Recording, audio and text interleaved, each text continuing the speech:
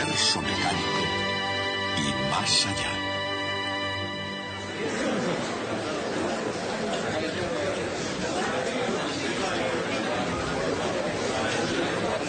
Circuitos eléctricos.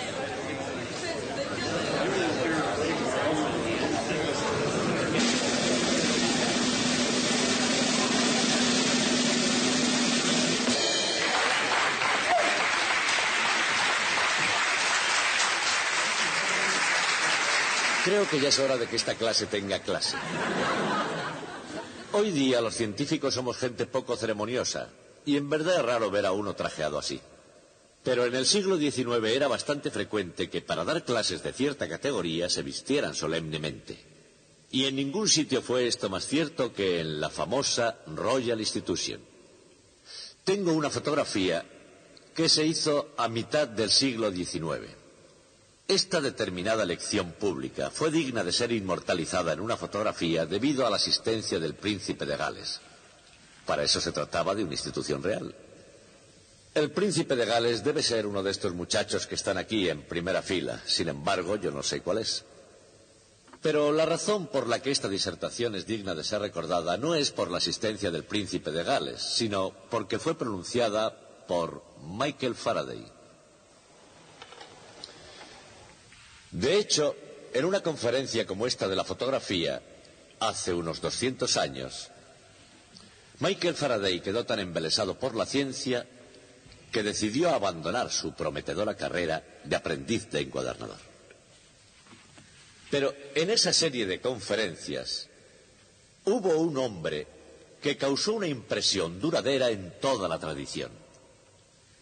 Se llamaba Charles Whiston y fue una figura clave en la elaboración de las tuercas y tornillos que hicieron de la electricidad algo práctico. Y esas tuercas y tornillos constituirán nuestro tema de hoy.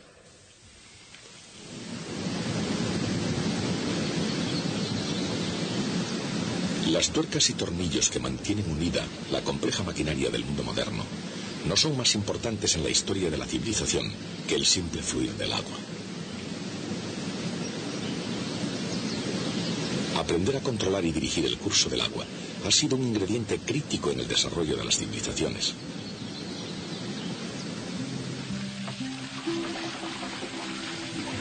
No es una casualidad el que las primitivas civilizaciones florecieran a orillas de los grandes ríos, el Nilo, el Tigris, el Éufrates, los grandes circuitos de agua de la naturaleza. Para poder prosperar, cada sociedad tuvo que desarrollar medios para manipular, controlar, distribuir la corriente de agua en regadíos y drenajes frente a inundaciones y para fomentar el desarrollo de las ciudades. Y así como todos los caminos conducían a Roma, iba también una ingeniosa red de acueductos. El imperio sobrevivió tanto tiempo, en muy buena parte porque los acueductos traían agua fresca desde las montañas de Albanos. En aquellos tiempos, esos complejos circuitos de conducciones que distribuían el agua a los baños, edificios y fuentes de la ciudad eran asombrosamente sofisticados. Pero solo en el siglo pasado comenzó a desarrollarse otra tecnología de conducciones, la electricidad. Inventores tales como Thomas Edison encontraron la fórmula de manipular las corrientes eléctricas para iluminar las lámparas de las casas y llevar puntos y rayas a muy largas distancias a través de alambres.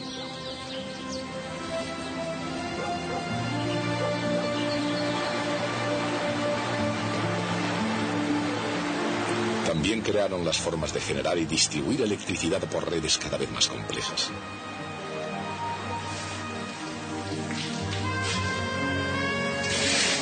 Pero desde los días en que la estación de iluminación de Edison era la primera planta de energía del mundo, los ingenieros han desarrollado formas mucho más sutiles de utilizar la corriente eléctrica. Hoy en día, un simple chip de ordenador contiene un circuito eléctrico tan complejo como el plano de calles de toda una ciudad. Y en principio, la propia existencia de una gran ciudad como Los Ángeles depende de muchos de esos circuitos. Los Ángeles, por supuesto, es más que una autopista, Pero sin un milagro de la ingeniería, no sería más que una aldea polvorienta entre el desierto y el profundo mar azul. Y ese milagro se llama el Metropolitan Water District. Al diseñar circuitos tanto hidráulicos como eléctricos, todo se reduce a controlar un flujo de las corrientes. Por el acueducto del río Colorado fluyen 163.000 metros cúbicos de agua por hora hacia el embalse de Los Ángeles. Por este hilo de cobre fluyen 1.3 amperios de corriente eléctrica. Así como el agua hace posible la vida, el flujo de electricidad hace posible la luz. ¿Cuánta luz depende de la intensidad de corriente que se mide en amperios? Un amperio es un culombio de carga eléctrica por segundo fluyendo por un circuito. Dicho con otras palabras, la intensidad I de corriente eléctrica es la variación de carga eléctrica Q por unidad de tiempo. En cualquier instante, esa intensidad es la misma en todos los puntos a lo largo del hilo, porque la carga eléctrica, como el agua, ni se crea ni se destruye a lo largo del camino. Simplemente se mantiene circulando. Mientras que los ríos han estado circulando durante miles de años, hasta 1800 la electricidad era básicamente un campo estático. En ese año Alessandro Volta se adelantó e inventó la batería. Esta nueva fuente de energía llamada pila voltaica hizo posible que se pudiera mantener un flujo de electricidad y se abrieran las compuertas del progreso. Con ello, Sir Humphrey Davy pudo obtener pronto nuevos y brillantes metales, sodio y potasio, a partir de las sales de sodio y potasio. Pocos años después, Hans Christian Ørsted desvió una aguja magnética con solo la corriente de una pila voltaica y así descubrió el electromagnetismo.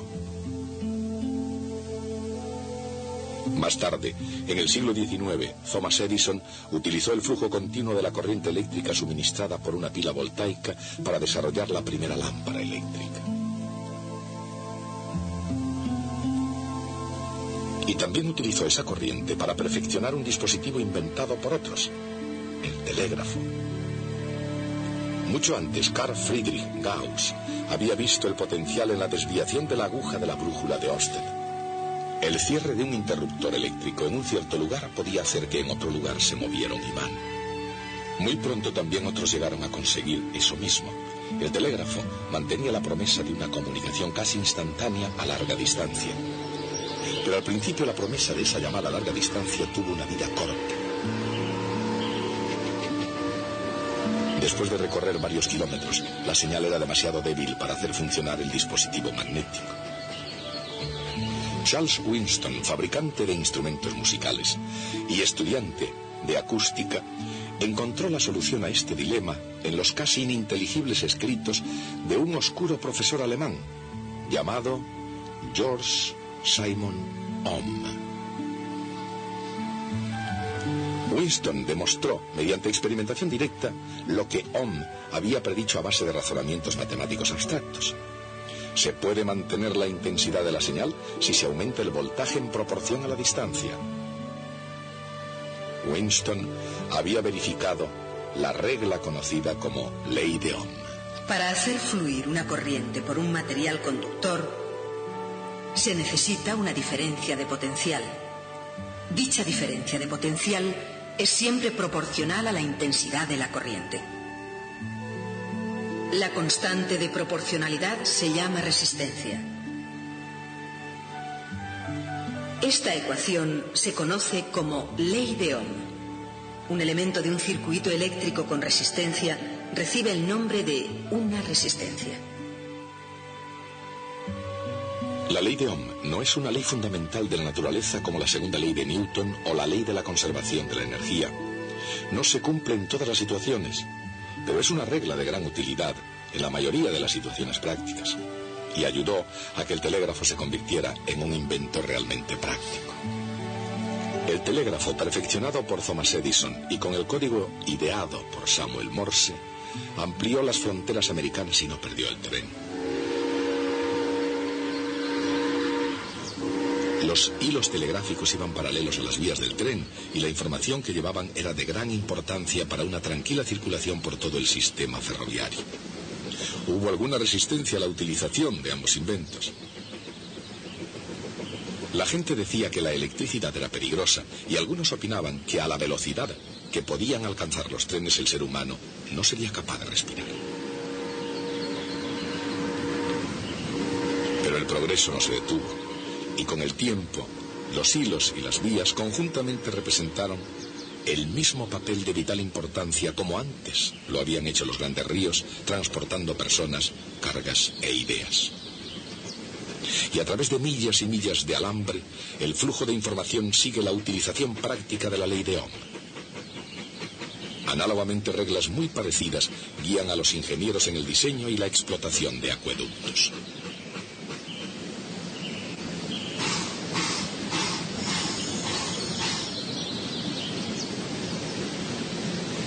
Esos ingenieros saben, desde hace mucho tiempo, que la velocidad de la corriente de agua por una tubería depende precisamente de una serie de factores.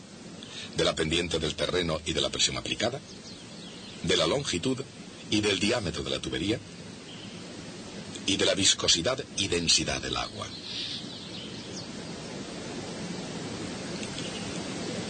De modo análogo, la intensidad de la corriente eléctrica que pasa a través de una resistencia depende de la caída de tensión a través de ella, de su sección y de su longitud, y del material de que esté hecha.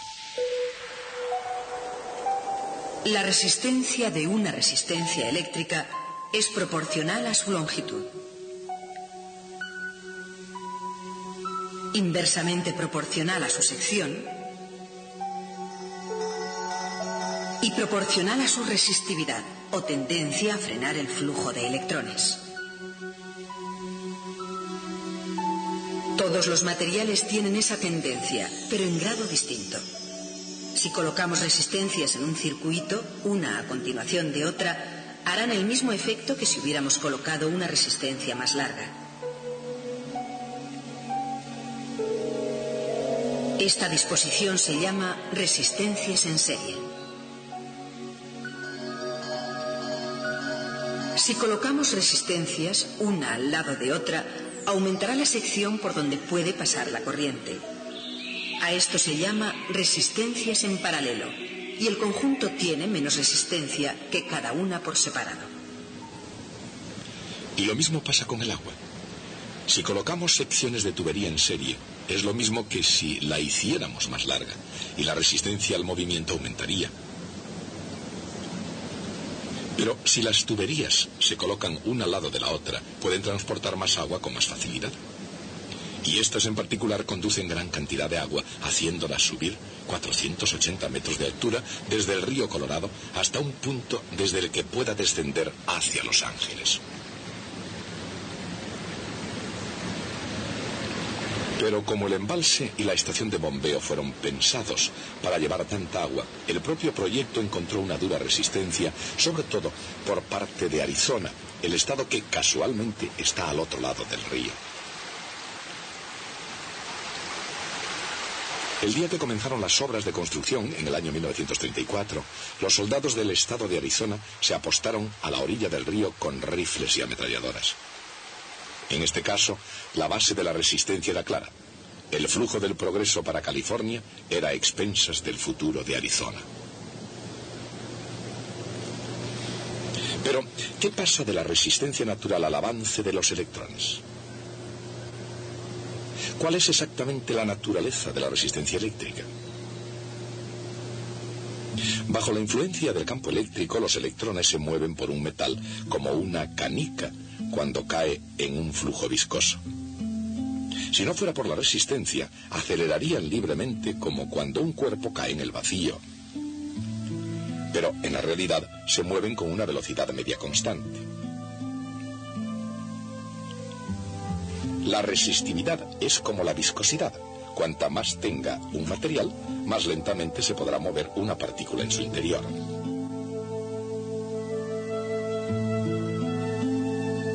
Pero, ¿qué es lo que ralentiza a los electrones? En otras palabras, ¿qué es lo que se opone al flujo de la electricidad en un conductor?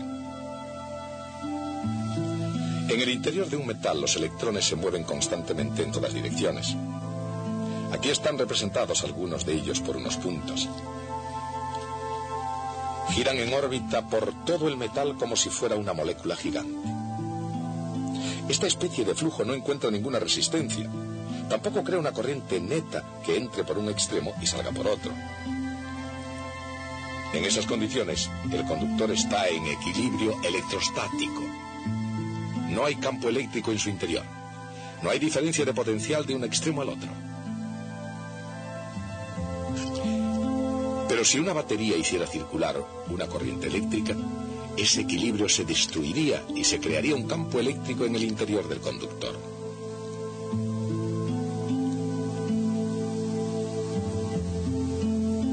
En el interior de un metal perfectamente cristalino, si se pudiera encontrar una muestra de él, los electrones móviles acelerarían continuamente como una moneda al caer en el vacío.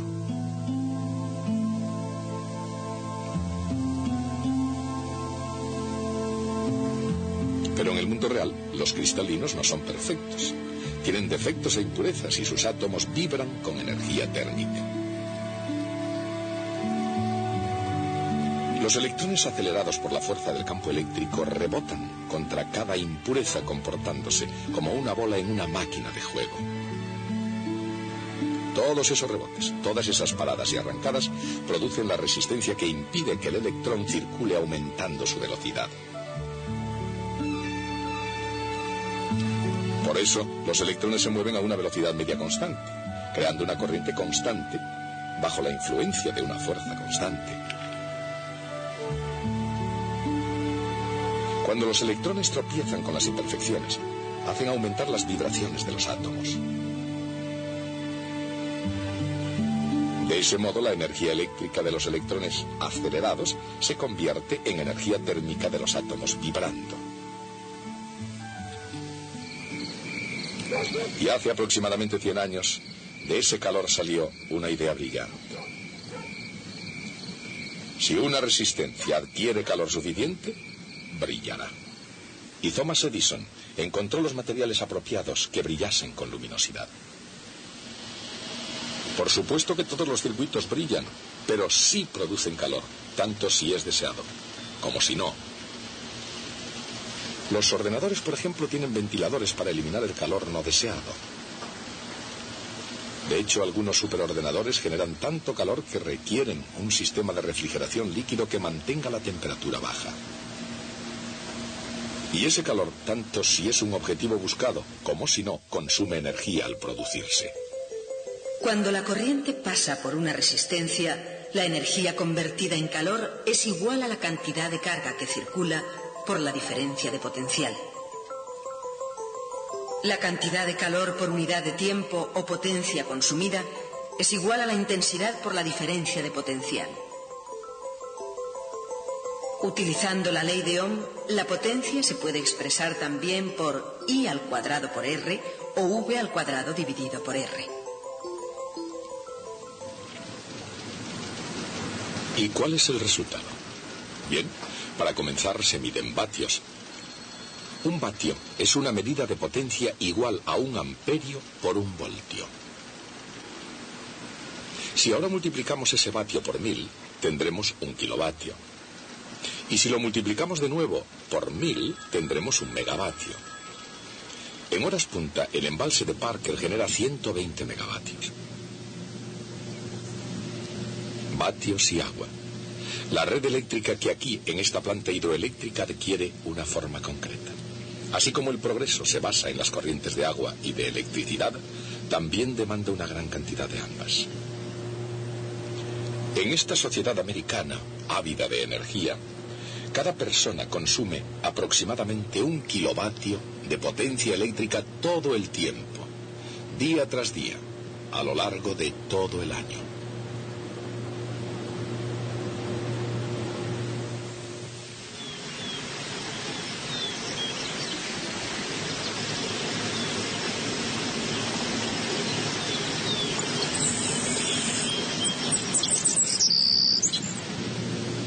Para suministrar a los consumidores ambas cosas, agua y energía, los ingenieros tienen que dominar primero el arte y la ciencia del diseño de circuitos.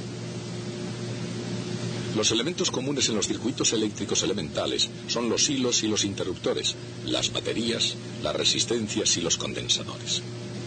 Y aunque estos elementos se pueden combinar en redes de complejidad siempre creciente, siempre obedecen a unas mismas reglas sencillas llamadas leyes de Kirchhoff. Gustav Kirchhoff, físico alemán, era muy aficionado a las matemáticas. Aplicando la ley de Ohm y generalizándola completamente, dedujo dos leyes que expresan cada una de ellas una idea ya conocida. Una de esas ideas es la de la conservación de la carga. Y la correspondiente ley en los circuitos es que cuando una corriente se divide en dos o viceversa, la suma de las intensidades de las corrientes que llegan al nudo es igual a la suma de las intensidades de las corrientes que salen de él. La otra ley de Kirchhoff expresa la conservación de la energía. Una carga eléctrica que recorre un circuito completo ni pierde ni gana energía.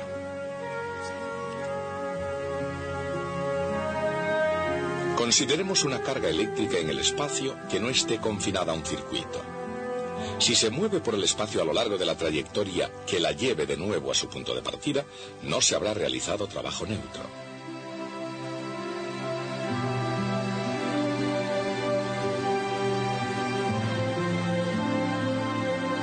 El potencial eléctrico o voltaje puede crecer o disminuir, pero siempre vuelve a su valor inicial. Y lo mismo sucede en el interior de un circuito. Obsérvese que una integral a lo largo de una curva cerrada tiene una notación especial. El signo de la integral tiene un círculo sobre él. Así, en el caso especial de un circuito eléctrico, todos los aumentos de potencial debidos a batería y condensadores cargados, y todas las caídas de tensión debidas al paso de la corriente por las resistencias, tienen como resultante neta cero. Utilizando solo esas dos leyes, los ingenieros analizan los circuitos más complejos. Como un simple ejemplo, pensemos en un condensador conectado a una resistencia y a una batería. Incluso cuando se va cargando el condensador, el aumento total de voltaje es igual a la caída total a lo largo del circuito. En un circuito eléctrico, un condensador almacena carga de la misma manera que un depósito almacena agua para un uso posterior. Y hace falta mucho tiempo para llenar o vaciar uno de ellos. ¿Cuánto tiempo? Naturalmente eso depende del volumen del depósito y de cuánta resistencia haya para que salga el agua. Cuanto más grande sea el depósito y mayor sea la resistencia, más tiempo se necesitará. Sucede exactamente lo mismo con la carga cuando se trata de descargar un condensador. Si se aplican las leyes de Kirchhoff, nos encontramos con que el tiempo es igual a la capacidad del condensador multiplicada por la resistencia. Naturalmente no hay planes de vaciar el lago Havasu de inmediato. Al mismo tiempo que se va vaciando de agua para saciar la sed de Los Ángeles, la nieve de lejanas montañas se va derritiendo y va alimentando al río Colorado, que a su vez vuelve a llenar el embalse, como si fuera parte de un ciclo global que conservara la humedad. De modo análogo, los circuitos eléctricos conservan la carga. Y así es como la noción de evolución se añade al principio de conservación, tal vez queriendo demostrar con ello que cuanto más cambian las cosas, más siguen siendo las mismas. La civilización sigue dependiendo de las corrientes, aun cuando se añada al flujo de la electricidad. Y la moderna ciudad de Los Ángeles, al igual que la antigua Roma, está limitada y depende de la habilidad de canalizar y distribuir dichas corrientes.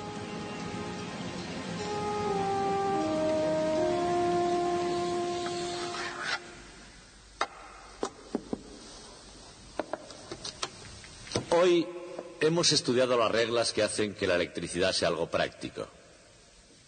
Fueron antes elaboradas por personas llamadas Ohm, Kirchhoff y Charles Whiston. El propio Whiston, que era muy admirado por sus colegas en su tiempo, era desconocido del público. Era muy vergonzoso y casi se ponía enfermo ante un auditorio, igual que yo. De hecho, esa fue la causa por la que consiguió que se cambiara la tradición de que las conferencias fuesen públicas en la Royal Institution. Parece ser que una tarde de 1846, Charles Whiston tenía que pronunciar una de esas lecciones ante el público, pero justo en el último segundo, con el auditorio ya sentado, Whiston sintió miedo y salió huyendo sin dejar a nadie que le sustituyera. Entonces Michael Faraday intervino e, improvisando una brillante conferencia, especuló acerca de que la luz podría ser una especie de perturbación de la electricidad y del magnetismo, una idea que muchos años después resultó ser cierta. La tradición de esas lecciones públicas en la Royal Institution sigue conservándose en nuestros días. Todos los viernes, a las 8 en punto de la tarde, un científico famoso, vestido de etiqueta como yo ahora, debe intervenir ante un brillante auditorio y pronunciar una conferencia sobre los últimos desarrollos de la ciencia. Pero, durante media hora antes de la conferencia, el científico permanece encerrado en un cuartito para asegurarse de que no podrá hacer el Winston y salir corriendo en el último momento. Y esa es la razón por la que yo he sido encerrado en ese cuarto hasta el inicio de esta clase. Hasta el próximo día.